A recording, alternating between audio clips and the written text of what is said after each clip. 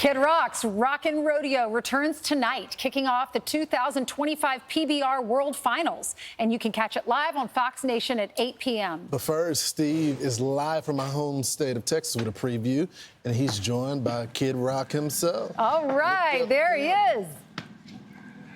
Hello, Bobby. Good morning. Let's come right on over here. You got 13 million pounds of dirt here at AT&T Arena. What's going to happen tonight? Oh, it's gonna be rodeo reimagined with teams competition rodeo, which we came up with, invented, myself and the PBR. So you got barrel racers racing head to head, calf ropers coming out of the chutes head to head, of course, saddle bronc riding. My part in this is the entertainment value, the shenanigans in between, everything. The shenanigans. The shenanigans. Of course, a big musical number. We kick it off with a musical number. Most rodeos just do a musical thing at the end, a concert. We kick it off with a huge grand opening. I have a very special guest. Grand opening. Give me a hint. He's from Texas. Okay, that narrows it down to about 10,000. Country artist. All right, good. And then we do a concert at the end. But really, it's just about fun. To me, this is one of the last pro-patriotic American sports. Really just left without the interjection of all the wokeness, which I think is pretty much finding its exit from pro sports, thank God. Listen, there's so much of it. This has got to be one of the biggest rooms you've ever been in here at AT&T Stadium. They can seat 100,000 for a Cowboys game. Yeah, and what people don't realize is with this event being teams competition, that some of the high seats are some of the best because it's like a football. You know, you can see the whole thing developing underneath you. And in fact, what they'll do is sometimes, hey, Wenda, go ahead and ride around on the horse a little bit.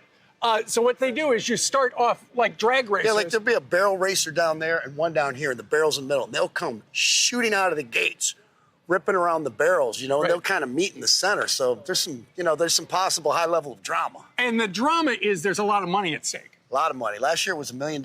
I think it's that much this year. I'd have to check, but it's a serious competition for them. But I like the shenanigans as much as I do the rodeo. See, that's why you got to tune in to Fox Nation or show up in person. They still have tickets available. You were actually just about 2,000 feet away at the Rangers Stadium last night, I believe. Yeah. You were with the former president, George W. Bush, watching the game, right? Yeah, W. It was great. He invited me over with my special guest, and we had to go eat and get some dinner, so God, what a treat to be there and, see him and his wife, Laura. He's so funny. And, no matter who it is, what you think of their politics, I respect the presidency. Yeah.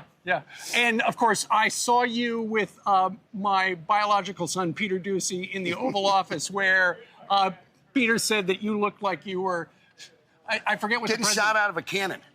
Like you were dressed. You were dressed like Evel Knievel. I love it. Peter's so funny. He's a funny I heard boy. another one, too, that I was dressed like a firecracker salesman. I thought that was pretty good. That is funny. Hey, listen, there's something in the news. Did you hear what Bruce Springsteen had to say about the current president? I did. What do you think? Oh, my God.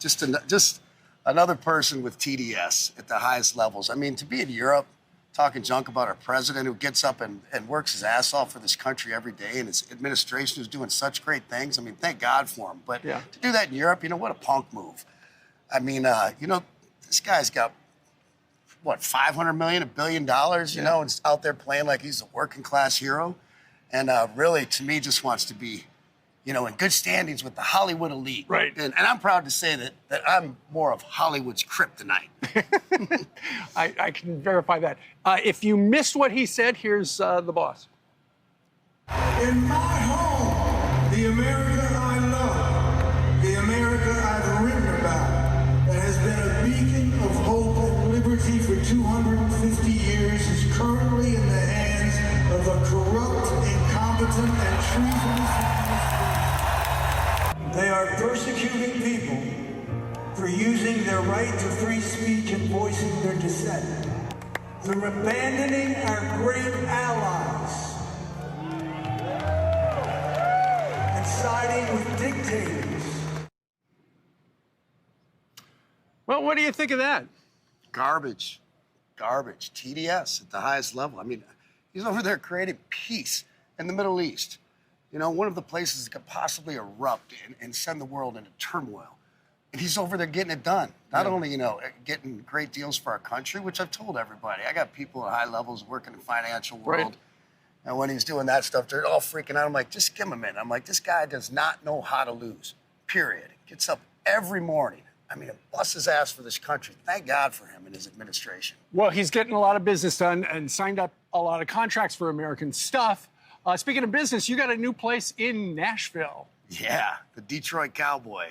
It's a collaboration with Joe Muir and high-end seafood and steaks, but we're not in competition with anyone. Anything I do, I'm not in competition. I'm doing my own thing.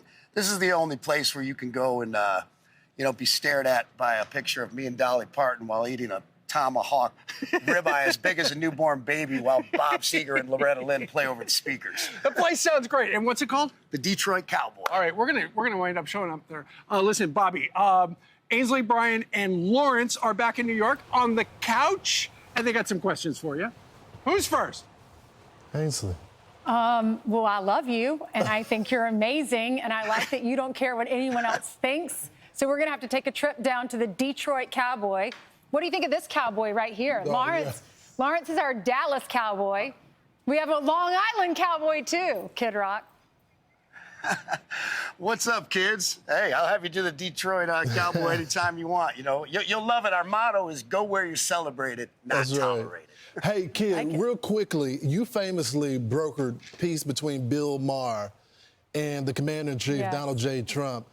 After that summit, he spoke highly of the president. He's still liberal, but he says he was one of the most fascinating people that he's met. Do you think there's hope for peace when it comes to the Democrats now? I think there's hope for I keep stressing reasonable people. I think there's a lot of hope for reasonable people of this country to understand the oldest cliche that we can agree to disagree and we can have different thoughts and opinions and we don't have to hate each other, Yes. you know, all the time. We can talk a little smack about each other. That's okay. You know, people talk smack about me every day on the left, and that's fine. I'm from the school of sticks and stones, and I know President Trump is too, and so many other people. So my hope is just, you know, that Bill Maher's a reasonable guy. Yeah, he's about as far left as you can get, but he was a reasonable person. So to get them together and watch them, you know, share what they had in common and agree on some things and also, you know, have some tough questions and conversations was just, you know, that's the America I know and I love. So, Kid, one thing that you do is you know the president personally. When somebody like Bruce Springsteen says what he says, and it becomes global news, do you think that bothers him? I mean, the guy's got a lot on his mind, obviously. I mean, I don't think at the end of the day it's affecting him too harshly. But, you know, you just kind of laugh it off and go, what's the matter with these people? You know, that they got to be in a foreign country talking junk about, you know, the America we're in right now. It's like you couldn't find something positive to say? That there's nothing this man... I mean, the Bill Maher thing's a perfect example. To me, that was something very positive, no matter if you're left, if you're right, or anything. And the mainstream media outside of your organization, you know, just totally disregarded it. Not one mention of it. It's insane. And I mean, that's a problem in this country. To me, the media is public enemy number one at this point. The mainstream. I mean, it's like they keep on Well, emphasizing I tell you what, this Bobby, plane. you can tell that Bobby's show is patriotic. He's got a couple of flags right up there ready. We're ready for the big show tonight. It's going to be on Fox Nation at 8 p.m. Yes, sir. Tickets still available here at Texas Stadium, at AT&T Stadium. Bobby, thank you very much for joining us live. Thank you. Thank you, guys. I Thank can you hardly so wait much. for the shenanigans tonight. Right, All right, it's going to y'all. be great. We'll Oh, see my y'all. gosh. Well, say hey to those grandbabies for us, Steve. Great to see you this morning. Right? Will do. Have a Thank great you, weekend. Ainsley. Have a nice weekend. I'm Steve Ducey. I'm Brian Kilmeade. And I'm Ainsley Earhart. And click here to subscribe to the Fox News YouTube page to catch our hottest interviews and most compelling analysis.